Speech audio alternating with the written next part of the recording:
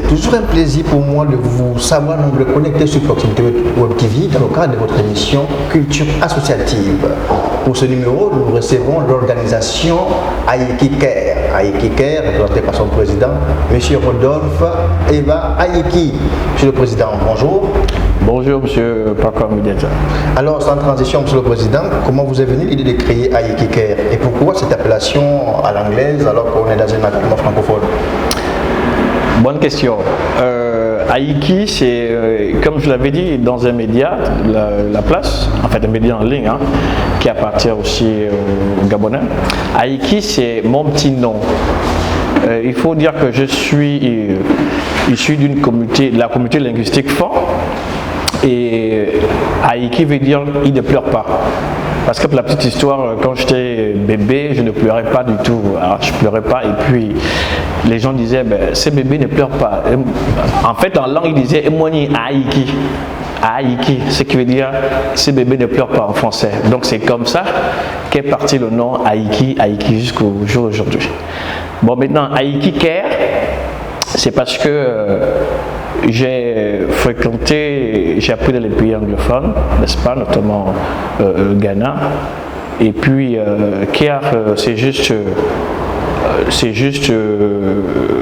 on va dire quoi, veut dire prendre soin, Aïki Care. Donc c'est Aïki qui prend soin. Voilà. Depuis combien de temps votre structure existe et dans quelle zone du pays intervenez-vous? Ok, alors il faut dire qu'Aïki Care, c'est un service que j'ai mis en place il y a de cela 1 an. Voilà, et d'ailleurs, pour la petite histoire, Aïki Care fêtera ses 1 an le 15 aujourd'hui. Alors c'est lundi aujourd'hui, le 15, d'accord. Donc ça fait 1 an que Aïki Care existe. Alors le groupe, c'est Aïki Marketing International. Alors donc Aïki Marketing International, nous avons la traduction, nous avons l'événementiel et nous avons Aïki Care qui est un service dédié aux personnes âgées, aux personnes à mobilité réduite. Et pourquoi le choix des personnes âgées quand on sait que la société est remplie d'autres couches qui ont besoin forcément de vos services? Oui, ça c'est encore une très bonne question parce que il faut dire que c'est partir de quelque chose que j'ai vécu avec un proche. D'accord. Excusez mon émotion. Alors, c'est parti d'une expérience vécue avec mon défunt père. Alors, mon père est mort le 13 août 2019, autant pour moi, à l'âge de 79 ans, 79-80, parce qu'il devait fêter ses 80 ans. Voilà. Et il souffrait de la mobilité réduite au niveau des membres inférieurs, c'est-à-dire des pieds. Donc, il ne pouvait plus se déplacer lui-même seul. Mais il pouvait converser avec vous, il pouvait partager une analyse avec vous, mais il ne pouvait pas se mettre debout. Alors donc pendant 6 mois, près de 6 mois, je me suis occupé de lui. Et mon père, c'est quelqu'un qui était grand de taille, très costaud, voilà. Et vous imaginez un peu la corvée qui a été la mienne, n'est-ce pas, de le sortir du lit pour le salon, du salon pour le lit. Et puis bon, la nature en a décidé autrement, il est décédé. Et je me suis dit que si je me suis occupé de mon papa, bon, je pense également qu'il y a des gens comme mon père que je ne connais pas, qui sont peut-être dans le pays, n'est-ce pas, des personnes dont je peux également m'occuper. Ouais. Voilà. Quel est le modèle de fonctionnement de l'Aïki Care? Est-ce que c'est vous qui allez vers les personnes qui ont besoin de vos services ou c'est l'inverse? Alors, nous allons vers les personnes parce que là où nous faisons notre interview, ce sont les locaux, c'est-à-dire sur le bureau. Alors, c'est des personnes qui nous contactent via nos prospectus que vous pourrez retrouver sur notre page web. La page web qui porte également le nom du service, c'est-à-dire Aïki Care. Donc, il suffit d'aller sur Facebook et cliquez Aïki Care et vous verrez, n'est-ce pas, les activités qui sont les nôtres et les personnes dont on s'est déjà occupé depuis près d'1 an. Nombreuses sont les personnes qui découvrent Aïki Care par cette interview. Vous êtes plutôt anonyme, comment l'expliquer? Anonyme, je pense pas. Comme je disais, anonyme, je pense pas parce que ça fait 1 an aujourd'hui, le 15, que Aïki Care existe. Nous nous sommes occupés de certaines personnes. Je prends le cas de maman Viviane, que Dieu est son âme, qui est décédée. voilà, qui avait une tumeur cérébrale. Elle est décédée, je pense, il y a 3 semaines, qui habitait le quartier Estifo. Et je prenais le cas de maman Marie-Jeanne, qui a 95 ans, qui vit au quartier Nkembo, et également le cas de mademoiselle Serge, qui elle vit en Gondje, qui est hémiplégique. Voilà, donc je ne pense pas que nous sommes anonymes, mais je crois surtout que c'est un problème de culture. Parce qu'en Afrique, tout le monde n'a pas la culture du net, dans un premier temps. Et aujourd'hui, nous sommes à la mondialisation où les nouvelles ne vont plus de bouche à oreille, mais elles vont sur des plateformes, n'est-ce pas ? La technologie. Et cette technologie, malheureusement, n'est pas à la portée de tout le monde. Voilà. Vous avez bien félicité les noms des personnes pour lesquelles vous vous occupez. J'ai envie de vous demander un petit bilan de manière concrète. Combien de personnes, on va dire les chiffres, j'ai besoin de chiffres, combien de personnes vous êtes occupé aujourd'hui concrètement? Si on peut évaluer, on va dire le nombre de personnes que votre organisation s'est occupée. Il faut d'abord préciser que nous nous sommes occupés de près de 8 personnes. Voilà. Alors maintenant, évidemment que Aiki Care, ce n'est pas une boutique commerciale, voilà. C'est une structure qui fait des prestations pour des personnes à mobilité réduite. J'insiste là-dessus, personnes à mobilité réduite. Et vous avez bien fait d'ailleurs de poser la question de savoir pourquoi seulement les personnes âgées. Et je vous réponds en disant que l'exclusivité sur les personnes âgées. Ouais. Parce que comme je disais, j'ai créé ces services après la mort de mon père, dont je me suis occupé pendant 6 mois. Ouais. Et j'ai également vu qu'il n'y a pas que des personnes âgées, il y a également des personnes moins âgées, n'est-ce pas, et qui souffrent de plusieurs pathologies. Nous avons par exemple ceux-là qui ont été accidentés, ouais. Nous avons également des aveugles, ouais. N'est-ce pas? Nous avons également des sourds-muets, ouais. Voilà, parce qu'il y a des sourds-muets handicapés. Tout à fait. Voilà. Donc, et ces personnes, pour la plupart, ne sont forcément pas âgées, elles sont moins âgées. Voilà. Donc l'exclusivité sur les personnes âgées, mais il n'en demeure pas moins qu'on s'occupe également des personnes moins âgées, n'est-ce pas, qui souhaiteraient, n'est-ce pas, avoir nos services, voilà, contacter nos services. Dans votre fonctionnement, on s'aperçoit que vous avez des interventions à domicile. Comment ça se passe concrètement? Alors, nous avons une brochure de 13 services. Okay. Ces 13 services sont le ménage, n'est-ce pas, le ménage, préparation du repas. C'est selon le besoin du client. Voilà, préparation du repas, prise des médicaments, rendez-vous médicaux, c'est important, comme je le disais, parce que une personne moins âgée, par exemple le cas de mademoiselle Serge qui est en Gondje, oui. Voilà, une personne moins âgée n'est pas comme une personne âgée qui a 95 ans, oui. Et dont les deux n'ont pas la même mobilité. Vous voyez un peu. Alors donc il y a également lavage, n'est-ce pas? Oui. Et le lavage, c'est-à-dire l'espace de la personne. Oui. On lave les habits de la personne, on s'occupe de la personne, on prépare ses repas et on l'aide également au coucher comme au lever. Donc c'est une brochure de 13 services. Voilà. Et ces 13 services-là, parfois, vu que nous voulons que ces services soient accessibles à tous, ces 13 services font parfois l'objet d'un package. Ça veut dire que nous faisons tout pour que ceux qui nous contactent ne pensent pas que nos services sont exorbitants. Et quels sont vos coûts des prestations concrètement, M. Aiki? Voilà, justement. Et je vais encore... Ou en gros, comment parvenez-vous à rentabiliser votre affaire? Bon, c'est que lorsque le besoin se fait sentir, vous nous appelez, vous nous décrivez, n'est-ce pas, l'état de santé de votre parent. Nous venons sur place, on fait un diagnostic physique, c'est-à-dire on jauge un peu le degré de perte de mobilité. Et c'est à partir de là que nous pourrons décider d'un montant, n'est-ce pas, fixe pour pouvoir nous payer. Voilà. Est-ce qu'on peut dire qu'il y a un engouement particulier autour de vos services quand on sait que le Gabonais, l'Africain est attaché à ses vieillards, est attaché à ses parents? Oui, l'engouement il est là. Il est là puisque si vous allez sur notre page web, vous verrez des personnes qui nous ont contactés. Bon, maintenant, nous sommes, comme je le dis souvent, nous sommes dans un contexte où on n'a pas d'autre choix.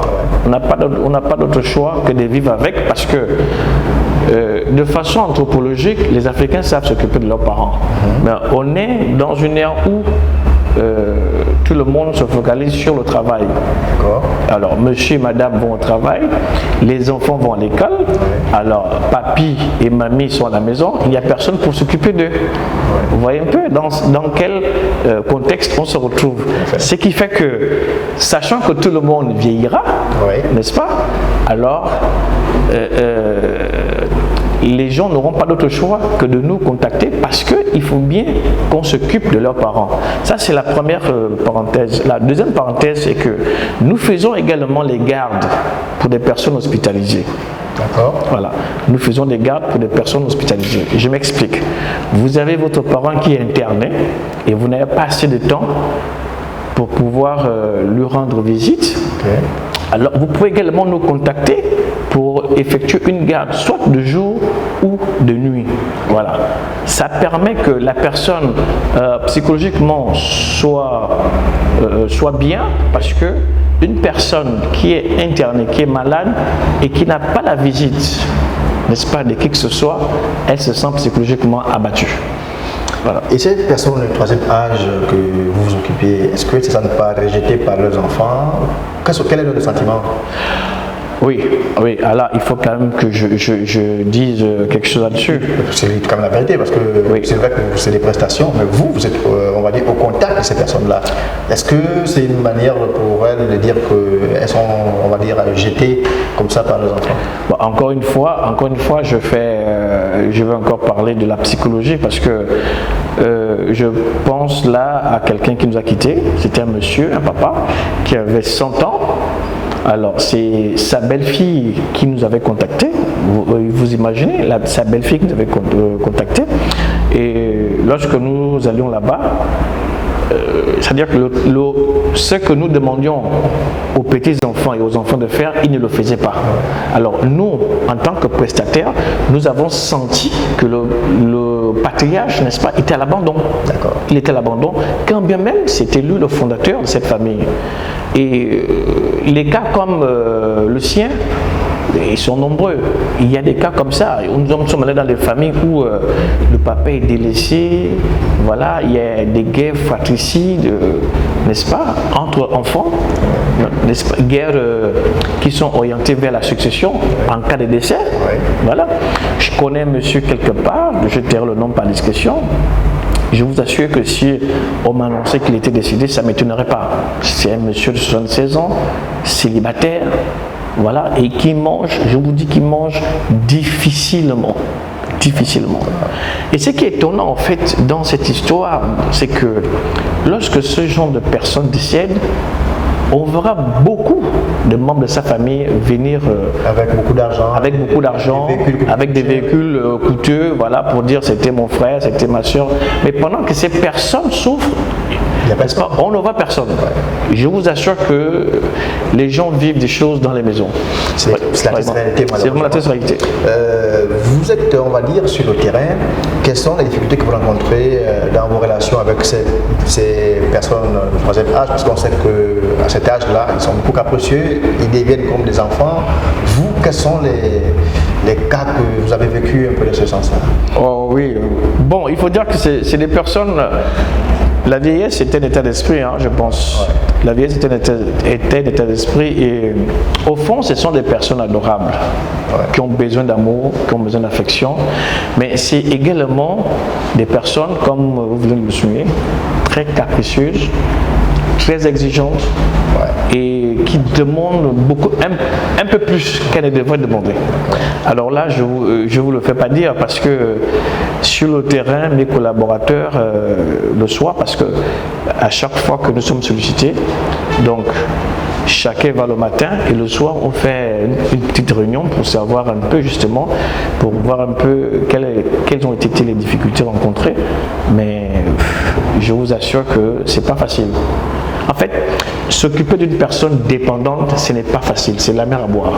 Il faut avoir du tact, il faut avoir de l'amour et surtout être disposé à encaisser tout ce que la personne va nous renvoyer, voilà, comme injure. Tout à fait. Voilà. Alors, pour connaître l'actualité, on sait que le Gabon, comme le monde entier, vit sous le rythme de la Covid-19.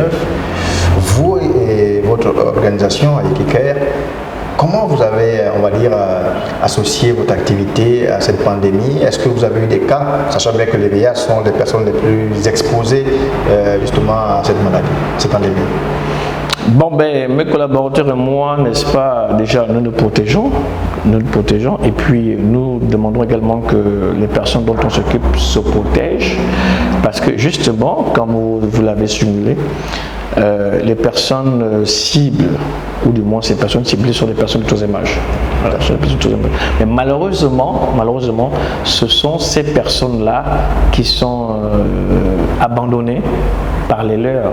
Donc, c'est vraiment étonnant. C'est même épatant. C'est très épatant, mais ben, ainsi va la vie. Vous savez, moi j'ai compris une chose, c'est que vous ne pouvez pas être aimé, n'est-ce pas, de la même façon et par tout le monde dans votre famille. C'est la réalité. C'est vraiment la triste réalité. La triste réalité. J'ai vu des femmes abandonnées qui ont des enfants. J'ai vu des mamies abandonnées qui ont des enfants, des petits-enfants qui travaillent.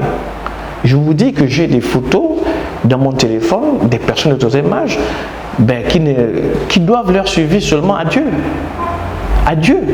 Et ça fait couler les larmes. Hein. Ça fait couler les larmes. M. Ayiki, quels sont vos rapports avec les institutions gabonaises, hein? Le Gabon a un ministère des Affaires sociales. Comment vous travaillez? Est-ce que vous ne pensez pas aussi qu'il est temps que vous fassiez accompagner peut-être par des partenaires, des banques, etc.? Ben, ce serait un plaisir si je me fais accompagner par des partenaires, ce serait vraiment un plaisir. Bon, il faut dire que justement, depuis que nous sommes confinés, n'est-ce pas, tous les ministères ne fonctionnent pas à plein temps, donc à plein régime. Ouais. Je suis passé 2 fois au ministère des Affaires sociales. Et les personnes vers qui je devrais me tourner n'étaient pas là, n'étaient pas là. Je dis bien 2 fois. Alors j'espère que d'ici là on est déconfiné, je ferai un tour, n'est-ce pas, pour pouvoir également, pourquoi pas, pour pouvoir signer un partenariat avec les affaires sociales. Voilà, puisque ce que nous faisons justement c'est du social, parce que beaucoup de personnes pensent que nous sommes de la santé. Je leur ai souvent dit non, nous ne sommes pas de la santé, nous faisons du social. Nous ne soignons personne, mais nous accompagnons des gens, n'est-ce pas, qui physiquement sont affaiblis. Et quel que soit leurs âges, nous les accompagnons dans leur vie quotidienne. En fait, c'est pour améliorer leur quotidien. Mais nous ne soignons pas. Voilà, c'est ça la différence. Surtout que les vieillards ont besoin d'accompagnement pour, on va dire, donner un sourire à ces personnes qui ne demandent pas grand-chose. Monsieur Ayiki, peut-être un dernier mot pour finir notre entretien, parce que nous allons vers la fin de notre interview. Ben, le seul mot est que pour tous ceux qui ne nous connaissent pas, n'est-ce pas, nous sommes AYKICARE. Vous pouvez aller sur Facebook et cliquer AYKICARE. Nous accompagnons des personnes du troisième âge, des personnes âgées et également des personnes moins âgées mais qui ont perdu leur mobilité. En dehors de ça, nous demandons à tous ceux qui hésitent encore, n'est-ce pas, de nous contacter pour tous les besoins liés à l'assistance physique, n'est-ce pas, d'un des leurs. Parce que AYKICARE, ce n'est pas de la fiction, AYKICARE, c'est une réalité. Vous pouvez, n'est-ce pas, vous en rendre compte sur notre page Facebook dénommée AYKICARE. Je tiens également à dire aux Gabonais que nous faisons des gardes de jour comme de nuit pour leurs parents internés dans les structures sanitaires. Et pour avoir ample information, il suffit, n'est-ce pas, de nous appeler au 074 58 39 99 ou au 065 11 83 19. Donc AYKICARE, c'est une structure qui donne le sourire aux personnes du troisième âge. Et n'hésitez plus, contactez-nous pour tout besoin que ce soit. Merci. Merci, Monsieur le Président. C'est sur vos mots que prend fin cette émission. Culture associative, restez connectés sur Proximité Web TV. Merci à l'équipe technique amenée par Nodé Sémic Claver et toute son équipe. Ciao, ciao. C'est moi qui vous remercie. Ciao.